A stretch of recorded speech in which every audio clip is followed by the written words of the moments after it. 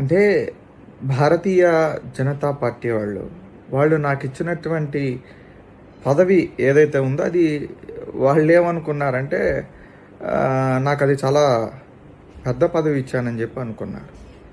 నేను కష్టపడిన దానికి, నేను చేసిన దానికి అది చాలా చాలా చిన్న పదవి అండి. నేను చూడని పదవి అయితే కాదది. నేను చెయ్యని పదవి అయితే అంతకంటే కాదది.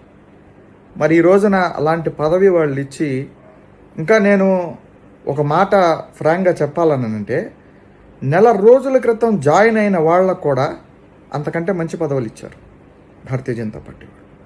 మరి పార్టీలో కష్టపడిన మాకు, పార్టీలో ప్రజల తరఫున గొంతు వినిపించిన మాకు బెదిరింపులు ఏదో ఇవ్వాలన్నట్టు ఇచ్చినటువంటి పదవులే కనిపిస్తూ ఉన్నాయి. సరే, ఇంకా విలువ లేదనిపించింది భారతీయ జనతా